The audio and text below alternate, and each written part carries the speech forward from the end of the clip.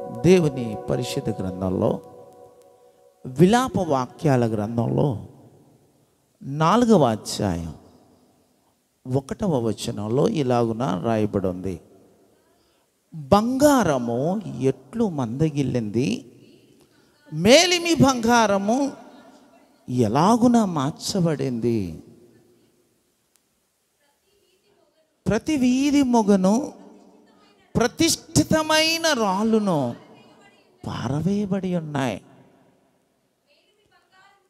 మేలిమి బంగారముతో పోల్చదగిన సియోను ప్రియ కుమారులు ఎట్లు కుమ్మరి చేసిన మంటి కుండ్లగా ఎంచబడుచున్నారు. దైవ జనాంగమా, ఈ వాక్యాన్ని మీరు ధ్యానం చేయాలని ప్రభు పేరట మనవి చేస్తున్నాను. బంగారానికి ఉన్న గుణం మందగిల్లదు. బంగారము తన తేజస్సును ప్రదర్శిస్తుంది. దైవాత్మ పూర్ణుడైనటువంటి పరిశుద్ధాత్మ దేవుడు తన దివ్యమైన మహిమాన్వితమైన వాక్కును తన నిత్య జీవార్థమైన ఈ పరిశుద్ధ గ్రంథంలో లిఖితం చేశాడు అయ్యా అంటే అది చాలా శక్తివంతమైనది అని దైవజనుడిగా నేను, దైవ సేవకులుగా మీరు, మనమెల్లరము గ్రహించబద్దులమై ఉన్నాం. హల్లెలూయా, హల్లెలూయా. అసలు బంగారము మందగిల్లుతుందా, మందగిల్లే ఆవశ్యకత ఉందా అంటే లేదు. బంగారము తేజరిల్లే తన గుణగణాన్ని సుస్పష్టంగా కనపరిచే ఘనత అది కలిగి ఉంది. ఆ బంగారము దేనికి సాదృశ్యం, ఎలాంటి ఔన్నత్యానికి అది ప్రదర్శించబడుతుంది అని యోచిస్తే ఆ బంగారము సంపూర్ణ దైవత్వానికి సాదృశ్యంగా కనబడుతుంది. మనకు అనుగ్రహించబడిన బిరుదాంకితం ఏంటయా అంటే దైవజనుడు, దేవుని సేవకుడు, దేవుని యాజకుడు, దేవుని రాయబారి, దేవుని బోధకుడు. ఏది చూసినా కూడా దైవత్వాన్ని మిళితం చేస్తూ మనుషులు ఇవ్వలేనిది, రాజ్యాలు ఇవ్వలేనిది, రాజులు ఇవ్వలేనిది, అధికారులు ఇవ్వలేనిది, ఈ లోకంలో ప్రధానులు అనబడే వారు ఇవ్వలేని ఆధిక్యత, ప్రాధాన్యత, బిరుదాంకితములు అన్నీ కూడా దేవుడే అల్పులైన, అభాగ్యులైన, ఎన్నిక లేని మనకు అనుగ్రహించాడు. ఆయన నామమునకు మహిమ కలుగునుగాక. హల్లెలూయా, హల్లెలూయా. అనుగ్రహించబడిన ప్రతి బిరుదాంకితమునకు కూడా దైవజనుడు, నా తల్లి నాకు పెట్టలా, నీ తల్లి నీకు పెట్టలా, నీ తండ్రి నా తండ్రి, మన తల్లులు మన తండ్రులు శారీరకంగా జన్మనిచ్చిన వారు ఆ బిరుదాంకితముని ఇవ్వలా. అది ఇచ్చింది సర్వలోకనాథుడైన ప్రభువైన యేసుక్రీస్తుల వారు.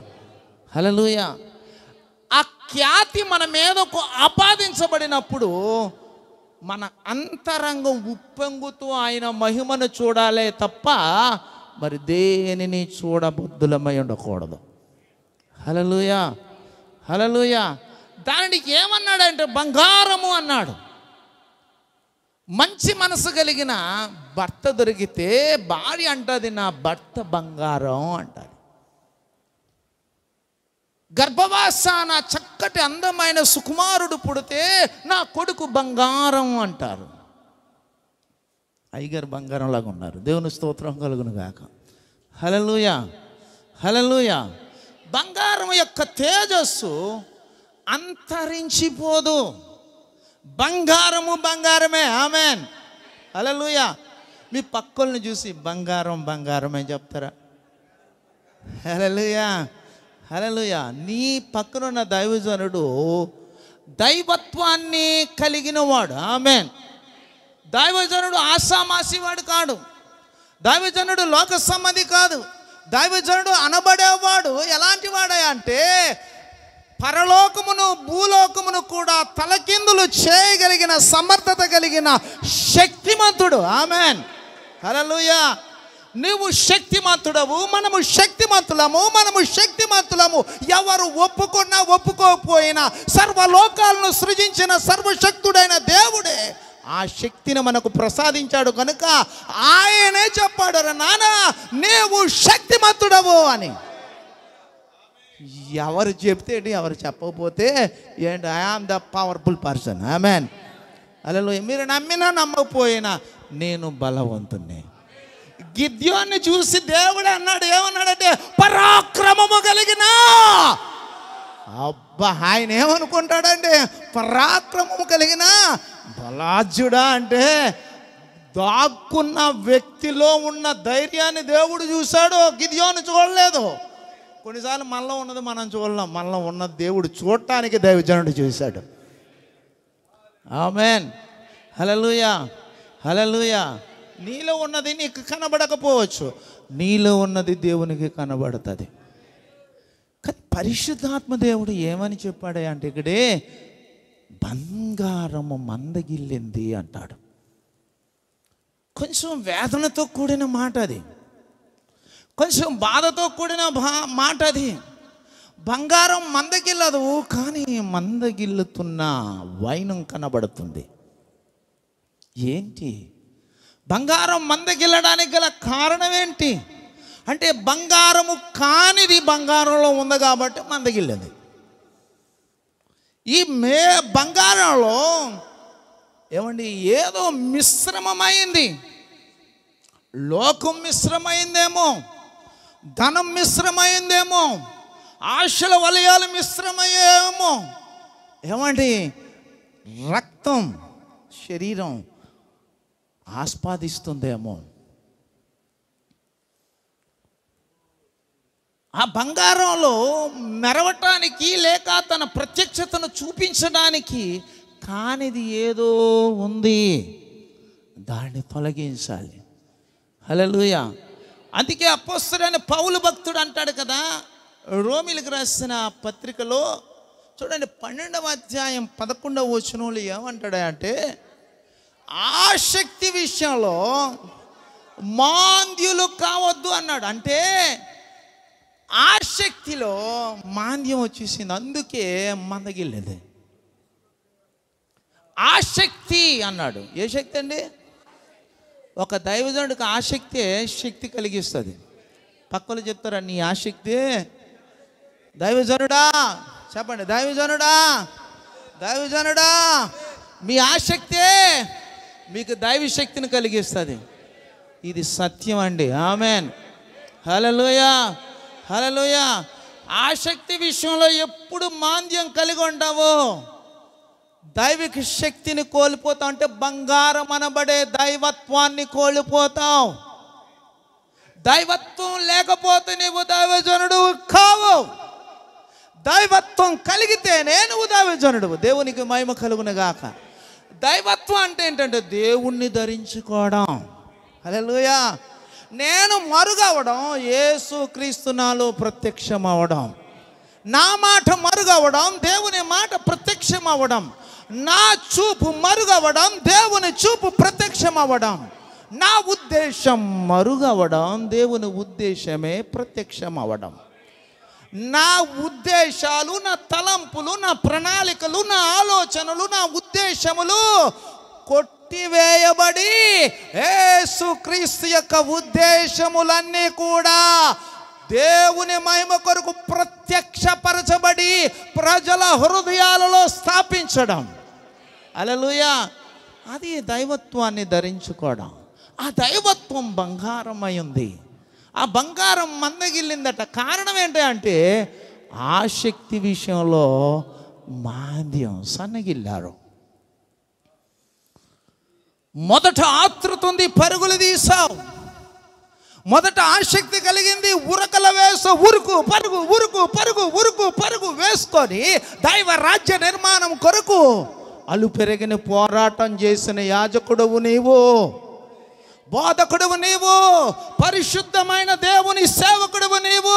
ఆ పోరాట పటిమ ఇప్పుడు ఎక్కడుంది? మందగిల్లింది. కారణం ఆసక్తి లేకపోవడం. దేవుని వాక్యంలో సుస్పష్టంగా కనబడుతుంది. ఒక దేవుని యొక్క యాజకునితో దైవజనుడు ఇలా అన్నాడు, మీ అందరికీ తెలిసిందే. చూడండి, ఆయన అంటాడు కదా, ఏమంటాడు అంటే ఆసక్తి అంటే అర్థం చెప్తాను చూడండి. ఆసక్తి అంటే పరిపూర్ణంగా పాపాన్ని నిర్మూలన చేయడం, నాశనం చేయడం ఆసక్తి.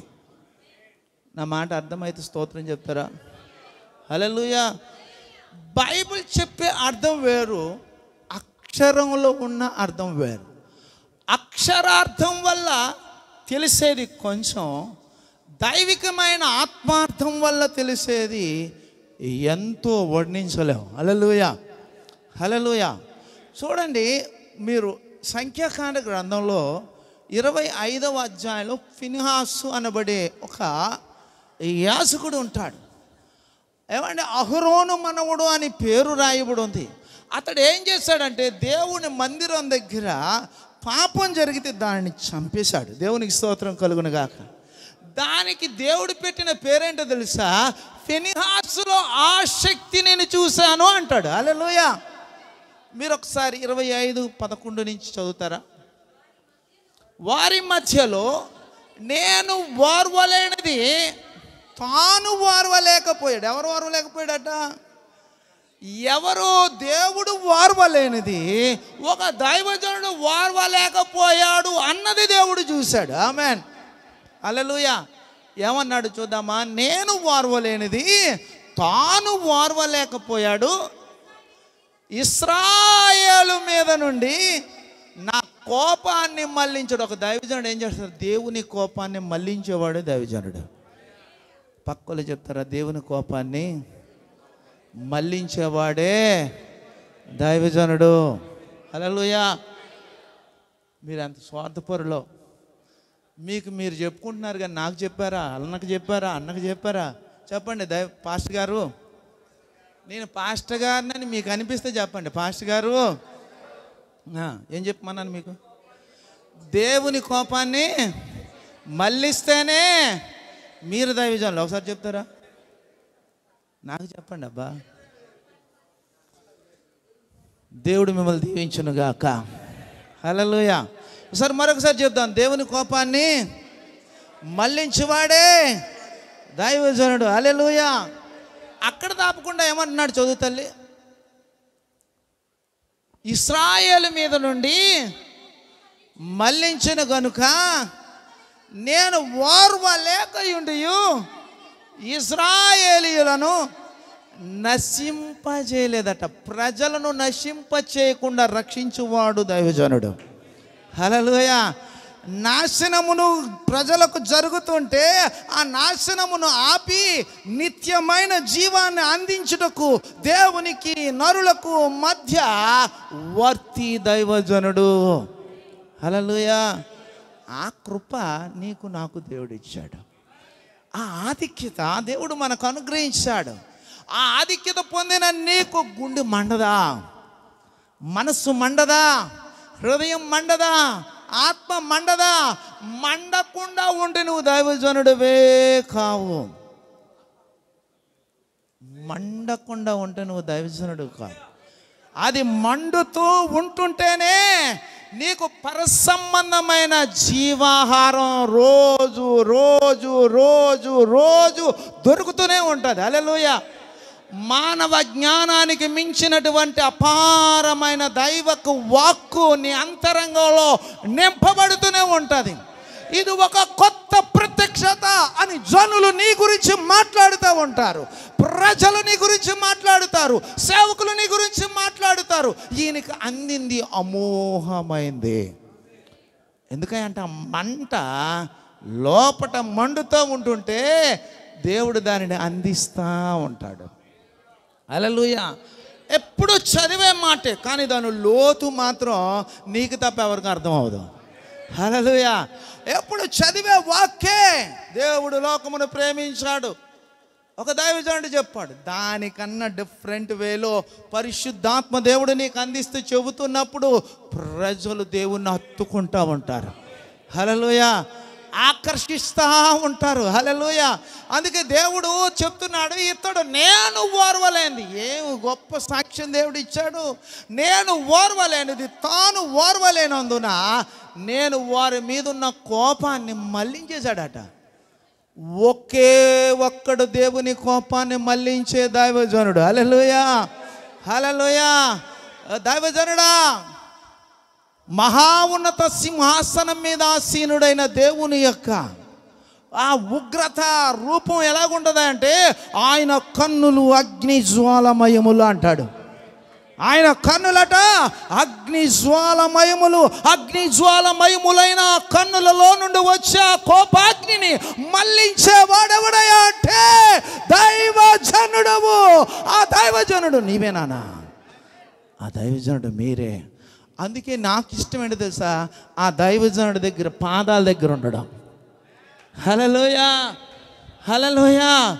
నాకు ఇష్టం దైవజనుడి దగ్గర పాదాల దగ్గర ఉండడం. ఎందుకయ్యా అంటే ఆ దైవజనుడు సామాన్యుడు కాడు. దేవుని కోపమును కూడా మళ్లించి సమాధానమును ఆశీర్వాదమును మనుషులకు అందించుటకు మహిమ పాత్రగా మార్చబడినవాడు.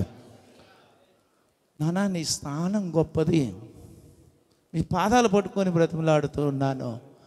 మీ స్థానం గొప్పది. మీ స్థానం చాలా అమూల్యమైనది.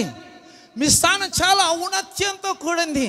ఈ ఔన్నత్యం దేవుడు ఎవరికి ఇవ్వాలా? దైవజనుడికి ఇచ్చాడు. అందుకే వారి పాదాలట పర్వతముల మీద సుందరములు. నీ పాదాల గురించి దేవుడు చెబుతున్నాడయ్యా. ఆ దేవుని నువ్వు కలిగి ఉన్న గొప్ప సంగతి, ఆ దేవుని పని చేస్తున్న ఇంకా గొప్ప సంగతి, ఆ దేవుని హృదయ భారాన్ని మోస్తున్నావు. అంతకు అది మహా గొప్పది. నానా, నువ్వు మందగిల్లొద్దు తల్లి. అయ్యలారా, మీరు మందగిల్లొద్దు. మీరు మెరుస్తూనే ఉండాలి. ఆయన మురిసిపోతూనే ఉండాలి. హల్లెలూయా. నాన్న, నువ్వు మెరవాలి. నా తండ్రి మురిసిపోవాలి. మన దేవుడు మురిసిపోవాలి. మనం మెరుస్తూనే ఉండాలి. అందుకే దేవుడు నిన్ను నియమించాడు. అందుకే దేవుడు నిన్ను నిర్ణయించాడు. అందుకే దేవుడు నిన్ను పిలిచాడు. అందుకే దేవుడు నిన్ను మహిమపరిచాడు. ఆయన అంటాడు కదా, నా మహిమను వేరొకరికి ఇచ్చువాడును కాను, అయితే నా మహిమ నీకు నేను ఇచ్చాను. ఎందుకంటే లోకం నన్ను తెలుసుకోవడానికి, త్రూ యూ అండ్ మీ. హల్లెలూయా. నా ద్వారా, నీ ద్వారా, మనందరి ద్వారా దేవుడు లోకానికి తెలియచెప్పటానికట ఆయన మహిమను మనకు అనుగ్రహించాడు. ఆ మహిమ బంగారంలో నుండి వస్తుంది. ఆ బంగారం నువ్వే నాన్న. కానీ ఈ బంగారం యొక్క వేదన ఏంటంటే మందగిల్లిపోయిందట. కారణం ఆసక్తి లేదు అంటాడు. ఆసక్తి విషయంలో మాంద్యులైపోయారు. అక్కడేమంటున్నాడంటే, ఇదిగో ఇశ్రాయేలు మీద నశింప చేయకుండా ఈ దైవజనుడు కాపాడాట. నాశనాన్ని కాపాడాడు. పాపాన్ని చంపేశాడు, నాశనాన్ని ఆపేశాడు. హల్లెలూయా. పక్కలు చెప్పండి, పాపాన్ని చంపే దైవజనుడా, నాశనాన్ని నువ్వే ఆపావు. హల్లెలూయా. నాశనమును ఆపగలిగిన సమర్థత దేవుడి దైవజనుడికి ఇచ్చాడండి. హల్లెలూయా. హల్లెలూయా. హల్లెలూయా. ఒక పాపిని అని ఒప్పింప చేయడానికి దేవుడు వాడుకున్నది నీ నోరునే. హల్లెలూయా. పరిశుద్ధాత్మ దేవుడు నీ నాలుకను, నీ పెదవులను, నీ కంఠమును, నీ అంతరంగాన్ని వాడుకొని ఆ వాక్కును బయటకు తీసి ఆ వాక్కు ద్వారా అంతరంగంలో ఒక వ్యక్తిని పాపమును ఒప్పింపజేసి ఆ పాపాన్ని తొలగించి పరిశుద్ధునిగా దేవుని కృపా సింహాసనం దగ్గర తీసుకొచ్చాడు. ఆయన ప్రణాళిక నీ మీద ఎంత గొప్పది నాన్న. అయ్యలారా, ఎంత గొప్పది గ్రహించాలని ప్రభు పేరట మనం చేస్తున్నాను. వాక్యం చెప్తుంది, బంగారం మందగిల్లింది. మందగిల్లకూడదు. ఏదో ఉంది, దాన్ని తొలగించాలి. అదేంటి? ఆసక్తి విషయంలో మాందులైపోయారట. ఒకసారి చదువుదాం మరొకసారి ఆ మాట. సంఖ్యాకాండ గ్రంథంలో 11 చదువుదాం, 25:11. వారి మధ్య నేను ఓర్వలేని దానిని వారి ఓర్వలేకపోవటం వలన ఇశ్రాయేలు మీద నుండి నా కోపమును మళ్లించును గనుక నేను ఓర్వలేకయుండియు ఇశ్రాయేలీయులను నశింపచేయలేదు. కాబట్టి నీవు అతనితో ఇలాగను, నేను నా సమాధాన ఏ నిబంధన అండి? ఒకసారి అందరూ చెప్తాం, ఏ నిబంధన అండి? ఎవరిని సమాధానం? దేవుని సమాధాన నిబంధన అట. నాన్న, ఇప్పుడు ఇంకొక మాట మీ ఎదుట ఉంచాలని కోరుతున్నాను. ఈ లోకంలో దైవజనుడితో తప్ప దేవుడు ఎవరితో కూడా సమాధాన నిబంధన చేయలేదు. దేవుని ప్రజలతో ఏం చేశాడంటే నిత్య నిబంధన చేశాడు. దైవజనుడితో ఏం చేశాడంటే సమాధాన నిబంధన చేశాడు. హల్లెలూయా, హల్లెలూయా. సమాధాన నిబంధన కలిగిన వాడు దైవజనుడు. హల్లెలూయా. ఏమంటాడంటే సమాధాన నిబంధన. ఒకసారి ఇదే మాటను మీ ఎదుట ఉంచాలని కోరుతున్నాడు. పరిశుద్ధ గ్రంథంలో కొరింథీయులకు రాసిన పత్రిక 5వ అధ్యాయం ఒకసారి 16వ వచనం చదువుదాం. 2వ కొరింథీయులకు రాసిన పత్రిక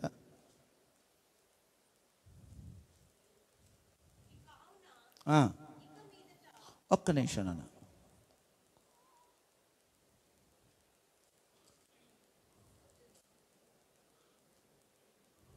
ఆ 18 చదువు. సమస్తమును దేవుని వలనైనవి, ఆయన మనలను క్రీస్తు ద్వారా ఏం చేశాడట? దేవునితో సమాధానపరుచుకొని ఆ సమాధాన ఆ పరిచర్యను మనకు దేవుడు అనుగ్రహించాడట. చప్పట్లు కొట్టి ఆయన మహిమపరుస్తారా? నీకు అనుగ్రహించబడిన ఆ పరిచర్య ఏంటంటే సమాధానపరుచు పరిచర్య అట. హల్లెలూయా, హల్లెలూయా. ఒకసారి మరొకసారి క్లారిటీగా చదువుదామండి. కాగా సమస్తమును దేవుని వల్ల కలిగినవి, ఆయన మనలను క్రీస్తు ద్వారా తనతో అంటే దేవునితో సమాధానపరుచుకొని ఆ సమాధానపరచు పరిచర్యను మనకు అనుగ్రహించును అని ఊరుకోకుండా కిందనేమంటాడంటే అది ఏమనగా దేవుడు వారి అపరాధములను మోపక క్రీస్తునందు లోకమును. చూడండి, ఇప్పుడు దేవుడు క్రీస్తునందట లోకాన్ని దేవునితో పరిచర్య చేసే వాక్యాన్నట దైవజనుడికి దేవుడు ఇచ్చాడు. హల్లెలూయా. ఇప్పుడు ఆ దేవునితో ఎందుకు సమాధానపరిచాడంటే లోకాన్ని దేవునికి సమాధానపరచడానికి మొదట నిబంధన ఎవరితో చేశాడంటే దేవుడు నాతో, నీతో, మనతో, అందరితో చేశాడు. హల్లెలూయా, హల్లెలూయా. ఆయన చేసే పని నీకు ఇచ్చాడు నాన్న. అందుకే సమాధాన నిబంధన అతనితో నేను చేశానని చెప్పేమన్నాడు. ఒకసారి చూడండి అమ్మ, అక్కడికి వెళ్ళాలి. మళ్ళా సంఖ్యాకాండం దగ్గరికి వెళ్ళాలి. ఏమంటాడు? ముగించేస్తాను. అది నిత్యమైన ఏ నిబంధనట? మామూలు నిబంధన కదట, నిత్యమైన యాజక నిబంధన. అతనికిని అతని సంతానమునకును. ఎందుకంటే తన దేవుని విషయమందు ఏ శక్తి కలిగిన వాడు? ఆ శక్తి కలిగిన వాడు. ఏ విషయంలోట? తన దేవుని విషయంలో ఆసక్తి కలిగిన వాడు బంగారం. ఆమె దేవుని విషయంలో ఆసక్తి లేనివాడు ఏ శక్తి వచ్చినా ఆపలేడు. దేవుని యందు ఆసక్తి కలిగిన వాడు ఏ శక్తినైనా ఆపగలడు. ఆయన నామమునకు మహిమ కలుగును గాక. నేను ఎలాగ అంటాను దానికి, ఆసక్తి ఉంటే ఏ శక్తి నిన్ను ఆపలేదని. హల్లెలూయా. పక్కలో చెప్తారు, ఆసక్తి ఉంటే ఏ శక్తి నిన్ను ఆపలేదు. హల్లెలూయా. ఏ ఆసక్తి రాయా అంటే, నా దేవుడు అంటే నాకు ఆసక్తి. నా దేవుని కొరకు ఒక యాజకుడిగా ఏమైపోతానంటే బలైపోతాను. నా దేవుని కొరకు నేనేమైపోతానంటే ఏమైపోవడానికైనా సిద్ధం. అందుకే కదా పిలువబడ్డాను. హల్లెలూయా. మనం బాప్తిజం ఇచ్చేటప్పుడు విశ్వాసులకి కొన్ని ప్రశ్నలు ఇస్తాం కదండి. యేసుక్రీస్తు దేవుడని నమ్ముతున్నావా? యేసు నమ్ముతున్నాం. తండ్రి, కుమార, పరిశుద్ధాత్మను నమ్ముతున్నావా? నమ్ముతున్నా. ఆయన వచ్చే వరకు, అంతము వరకు నిలబడతావా? సంఘములో, సంఘ క్రమానికి, సంఘ కార్యాలకి, దైవజనుడికి, దేవుని మాటలకు కట్టుబడి ఉంటావా? ఈ ప్రశ్నలన్నీ ఇచ్చిన తర్వాత మనం బాప్తిజం వాళ్ళు ఒప్పుకుంటే, బలవంతంగా తీసుకుంటున్నావా? నీ హృదయపూర్వకంగా తీసుకుంటున్నావా? మారు మనసు పొందావా? ఇవన్నీ కూడా మనం అడిగి బాప్తిజం ఇస్తాం. హల్లెలూయా. ఒక దైవజనుడు కూడా దేవుడు ఇలాగే అడిగాడు అనుకోండి, పిలువబడ్డావు, నీ పిలుపు నిజమైందనా? హల్లెలూయా. పిలిచిన దేవుడు నమ్మదగినోడు. నేను ఎక్కువ శాతం చెప్తాను, నమ్మదగిన దేవుణ్ణి నువ్వు కలిగి ఉన్నావు గనక ఎక్కడైనా, ఎప్పుడైనా, ఏదైనా, ఏమైనా, ఎలాగైనా చేయుటకు సమర్థుడై ఉన్నాడు. హల్లెలూయా. ఆయన ఏదైనా చేస్తాడు నీ కొరకు. ఆమేన్. హల్లెలూయా. మోషే దేవుని పక్షాన, దేవుని కొరకు నిలబడితే దేవుడు తన ప్రజల పక్షాన మోసేని వాడుకొని త్రోవ కాని దాన్ని త్రోవ చేయగలిగిన దేవుడు. నీటిని చీల్చి రవాణా సౌకర్యాన్ని ఏర్పాటు చేసిన దేవుడు. రోడ్డు మార్గాన్ని ఏర్పాటు చేసిన దేవుడు. బండను చీల్చి నీళ్లను రప్పించిన దేవుడు. ఆ దేవుణ్ణి ఎరిగిన యోబు అంటాడు కదా, ఇందా చెప్పాను కదండి, నా తల మీద ఆయనే నాకు దీపంగా ఉన్నాడట. హల్లెలూయా. నేను అంటాను కదా, మనిషి వెలిగించిన దీపం ఆరిపోతుంది, దేవుడు వెలిగించిన దీపం ఆరిపోదు. అయితే వినాలి, దేవుడు వెలిగించిన దీపం ఆరిపోదు, కానీ దేవుడే దీపం అయితే అది అంటున్నాడు అక్కడ, ఆయనే నాకు దీపం అంటాడు. ఆమేన్. దావీదు అంటాడు, నా దీపాన్ని వెలిగించిన వాడు నువ్వు అంటాడు. యోబు ఏమంటాడంటే, ఆయనే నా దీపము అంటాడు. హల్లెలూయా. హల్లెలూయా. దావీదు కూడా అంటాడు కదా, దావీదుని అంటాడు కదా, దావీదు మీద నా దీపం ఉంది అంటాడు. మీరు వినగలగాలి ప్రియులారా, బంగారము మందగిల్లకూడదు, అది తేజరిల్లుతూనే ఉండాలి, దాని ప్రకాశం మండుతూనే ఉండాలి. మండడానికి వీలు కానిది ఏదున్నా కూడా ఈరోజు దైవజనుడా నీ హృదయంలోంచి అది బయటకు పోవునుగాక. నీ మనస్సులోంచి దేవుడు దాన్ని తొలగించునుగాక. నీ ఆలోచన నుంచి దేవుడు తొలగించునుగాక. నీ ఉద్దేశాల నుంచి అది దేవుడు తొలగించునుగాక. నీవు ప్రకాశించుదువుగాక, నువ్వు తేజరిల్లువుగాక, నువ్వు మండుదువుగాక. ఆమేన్. ఆ బంగారం మందగిల్లడానికి కారణం ఏంటంటే ఆసక్తి మందగిల్లింది. ఈరోజు మనలో ఆసక్తి దేవుడు పెంచునుగాక. ఆసక్తి పెంచడం వల్ల ఏమంటాడంటే, తన దేవుని యందు ఆసక్తి కలిగి ఉన్నందున అతడు నాకు నిత్యమైన యాజకుడిగా మార్చబడ్డాడు అంటాడు. రెండవది చెప్పేసి నేను ముగించేస్తాను. టైం మీరు ఇంట్రెస్ట్గా ఉన్నారు కానీ పావుతుక్కు 2 అయిపోయింది.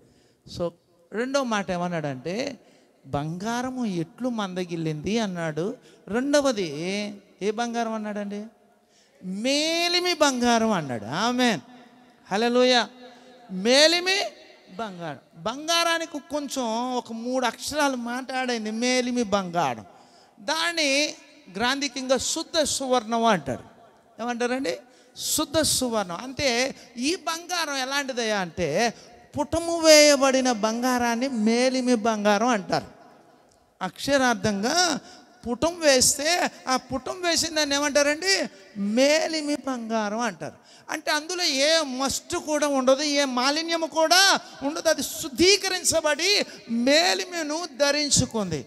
ఈ మేలిమి బంగారం మార్చబడుతుందా? ఎలాగూ మార్చబడింది అంటాడు అక్కడ. దాన్ని నేను దేవుని సన్నిధానంలో అడిగినప్పుడు దేవుడు నాకు ఇచ్చిన ప్రత్యక్షత ఏంటంటే, మేలిమి బంగారం మార్చబడడానికి కారణం ఏంటంటే, మేలిమి బంగారం మీరు ఎప్పుడైనా పట్టుకోండి, ఎలాంటి టైంలో కూడా అది చల్లగా ఉండదు, వేడిగానే ఉంటుంది. మీరు ఏసీలో కూడా మేలిమి బంగారం వేసుకోండి, దాన్ని పట్టుకొని చూడండి, అది ఎప్పుడు కూడా వేడిమి కలిగి ఉంటుంది. అంటే దాని అర్థం ఏంటి తెలుసా? మేలిమి బంగారంగా మార్చబడిన వారు ఎవరయ్యా అంటే, దేవుని 7 ఆత్మలతో నింపబడిన అభిషేకము కలిగిన వాడు. హల్లెలూయా. అభిషేకము నిన్ను ఏం చేస్తుందంటే మేలిమిలోనికి నడిపిస్తుంది. హల్లెలూయా. మహిమతో నింపబడతా, నువ్వు నీలో నుంచి మహిమ ప్రత్యక్షం అవుతా ఉంటుంది. హల్లెలూయా. అది మార్చబడడానికి కారణం ఏంటంటే తీవ్రత ఉండాలి, ఆత్మలో తీవ్రత కలిగిన వారమై ఉండాలట. హల్లెలూయా. బగబగా మండే ఆ తీవ్రత మనలోనికి వచ్చును గాక. నీ ప్రార్థన మంటతో కూడి ఉండాలి, నీ మెసేజ్ మంటతో కూడి ఉండాలి.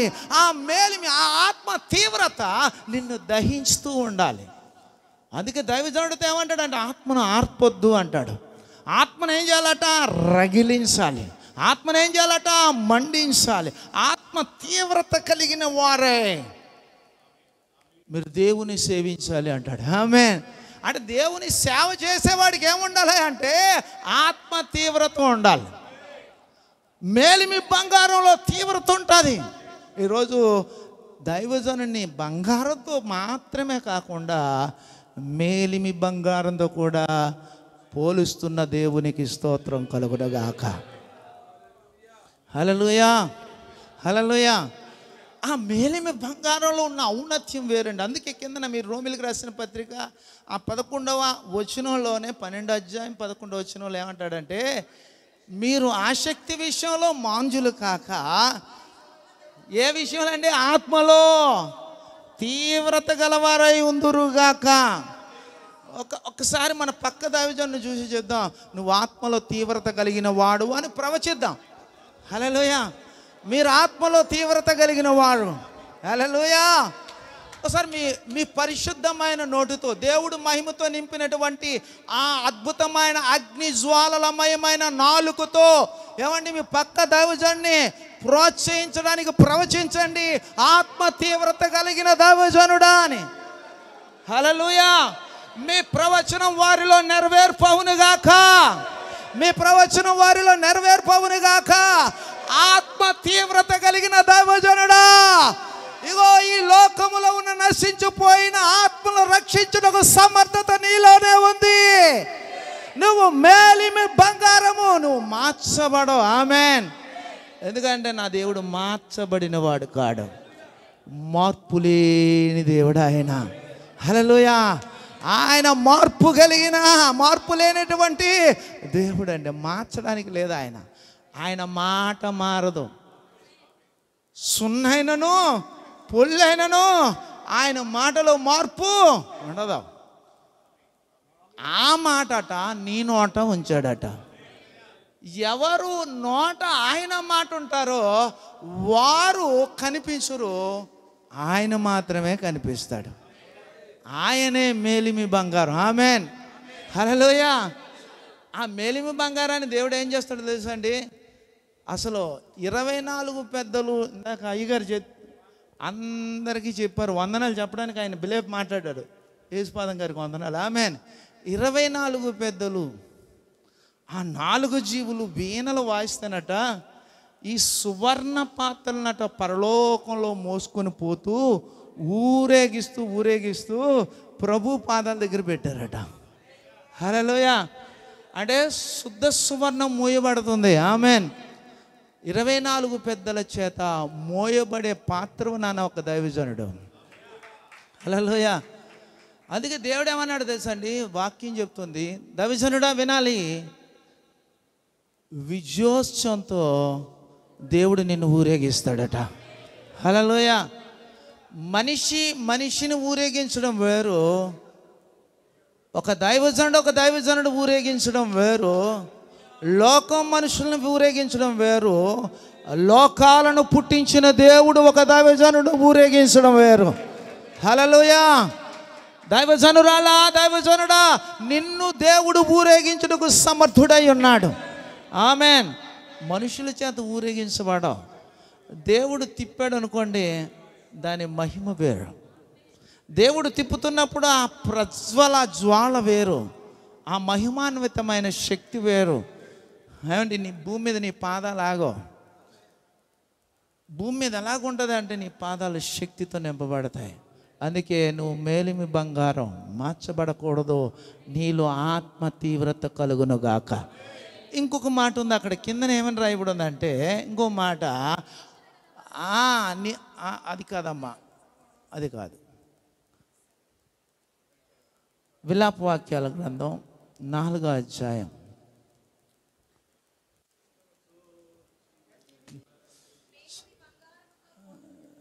చదవమ్మా. ప్రతి వీధి మొగ ప్రతిష్ఠితమైన రాయి అంటాడు. హల్లెలూయా. అంటే దైవజనుడు ప్రతిష్ఠించబడిన రాయి. హల్లెలూయా. మీరు వినాలి, దీంతో ముగించేస్తాను. దైవజనుడు మామూలు రాయి కాదు, ప్రతిష్ఠించబడిన రాయి. హల్లెలూయా. ఎవరికి ప్రతిష్ఠించబడిన రాయి అంటే దేవునికి ప్రతిష్ఠించబడిన రాయి. ఈ రాయి ఏం చేస్తుందంటే మృతులను సజీవులుగా చేస్తుంది, బలహీనులను బలవంతులుగా చేస్తుంది, శక్తిహీనులను శక్తివంతులుగా చేస్తుంది. ఏమండి, సామాన్యులను అసామాన్యులుగా చేస్తుంది. ప్రతిష్ఠించబడిన రాయి ఒక దైవజనుడు. ఆమేన్. ప్రతిష్ఠించబడిన రాయి పారవేయబడదు, కానీ ఇక్కడ పారవేయబడుతుంది అంటున్నాడు.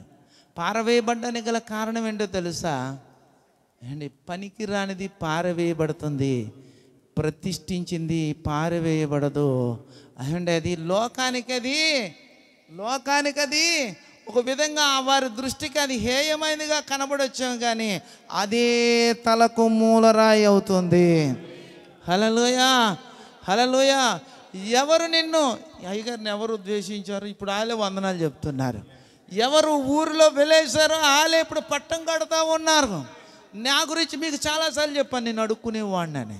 కుక్కలకు పందులకు మధ్య ఉండి ప్రియులారా, ఆ ఇంగ్లీష్ సిరాకుల్లో అన్నం తిని బ్రతికిన దినాలు నాకు తెలుసు. ఎన్నో నిందలు, అవమానాలు, సమాజం ద్వేషించింది, సమాజం రకరకాలుగా తిట్టింది, కానీ ఆ సమాజం ఎదుట గనునుగా నిలబెట్టింది ఏంటో తెలుసా? దేవుడు నన్ను ప్రతిష్ఠించాడు గనుక.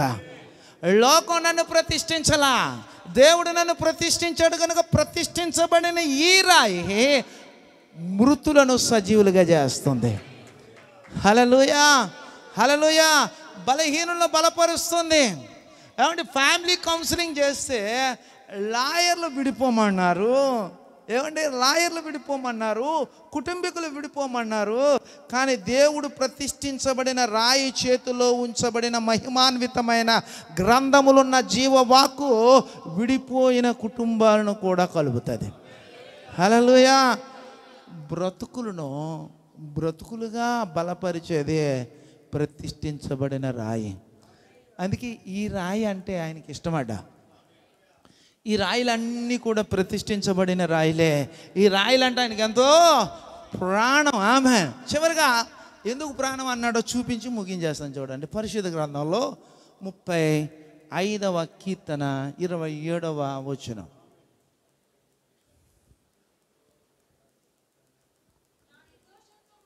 నా నిర్దోషత్వమును బట్టి ఆనందించువాడు చేసి సంతోషించుదురుగాక. చూడండి, దేవుడు అంటున్నాడు, తన సేవకుని క్షేమమును చూచి ఆనందించు,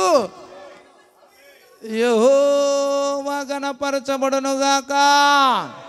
నాన్న, దేవుడు గణపరచబడ్డానికి నీ ఆనందమేనట. మన ఆనందం ఏంటంటే ఆయన మహిమపరచబడ్డం. హల్లెలూయా. ఆయన ఎలా మహిమపరచబడతాడంటే నేను ప్రతిష్ఠించబడిన రాయిగా ఉన్నప్పుడు ఆయన ఆనందిస్తాడు. హల్లెలూయా. ఆయన ఆనందము ఆయనకు మన ఆనందము ఆయనకు ఘనత. ఆయన ఘనతే సకల లోకులకు ఆశీర్వాదం. హల్లెలూయా, హల్లెలూయా. ఆయన ఘనత అంట. దేవుడు దేన్ని గణపరిచాడో దాన్ని మనం గణపరచాలి. దేవుడు దేన్ని గణపరిచాడో అంటే మీరు చదివిన వాళ్ళే అయినా ఒక్కసారి చివర అనుకొని ముగించలేదు. ఇదే చివరి ఇంకేమీ ముగించేస్తానండి. చూడండి, యెషయా గ్రంథంలో చక్కటి మాట 42వ అధ్యాయం అనుకుంటాను, ఒకసారి చూస్తారా?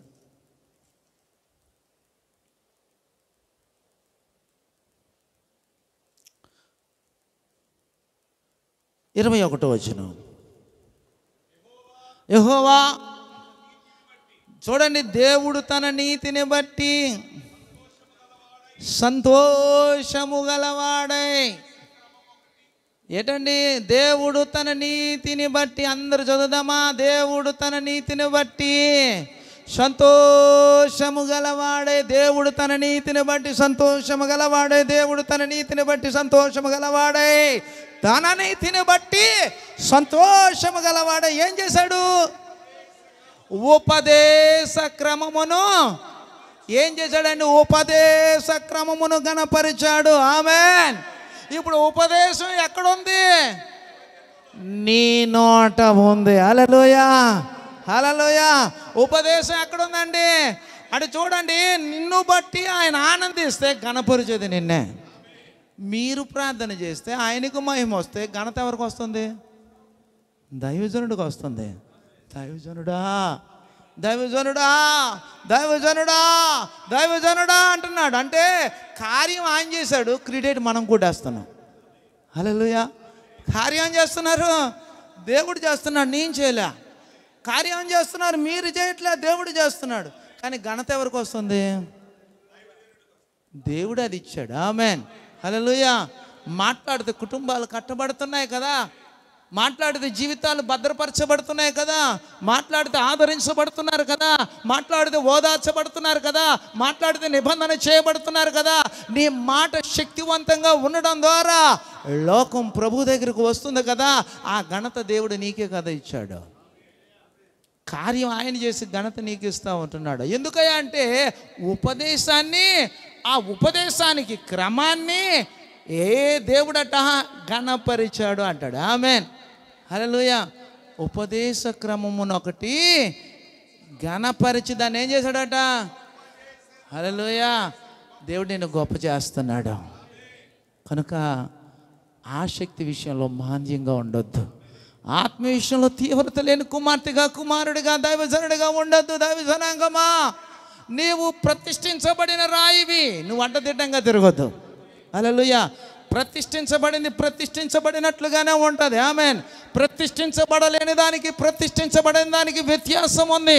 నువ్వు ప్రతిష్ఠించబడిన దేవుని రాయివి. ఆమేన్, హల్లెలూయా. కనుక ప్రతిష్ఠించబడింది విలువైందండి. విలువైన నీ విలువ ఎక్కడ కూడా తాకట్టు పెట్టక, నీకు అనుగ్రహించిన అభిషేకాన్ని తాకట్టు పెట్టొద్దు, నీకు అనుగ్రహించిన ఆత్మ సంబంధమైన జ్ఞానమును తాకట్టు పెట్టొద్దు, నీకు అనుగ్రహించబడిన ప్రార్థనా ప్రతిమను, ఏమండి, ప్రతిష్ఠితను, ఆ ప్రార్థన ప్రజ్ఞను మనం తాకట్టు పెట్టేవారం కాకూడదు. హల్లెలూయా. నిన్ను పిలిచిన దేవుడు నమ్మదగిన వాడు. హల్లెలూయా. ఆయన అన్నాడు, నువ్వే చెప్పావు, నేనే చెప్పావు, మనమే చెప్పామండి ప్రియులారా. ఆకాశ పక్షుల్ని చూడండి. హల్లెలూయా. కాబట్టి నేను ఒక తీర్మానం చేసుకుంటున్నాను, మీరు ఒక తీర్మానం చేసుకోగలిగితే విన్న మాటలను బట్టి నేను ఈరోజు ఆసక్తి విషయంలో తగ్గనివ్వను, ఆత్మ విషయంలో తీవ్రత కలిగి ఉంటాను.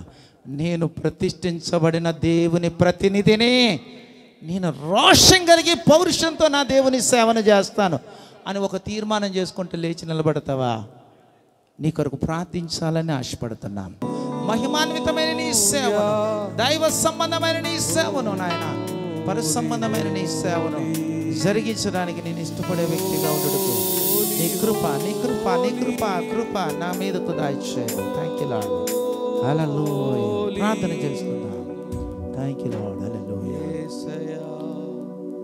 మీకు మీరు చిన్ని ప్రార్థన చేసుకుంటే మీ నిమిత్తం నేను ప్రార్థన చేయాలని ఆశపడతా ఉన్నాను.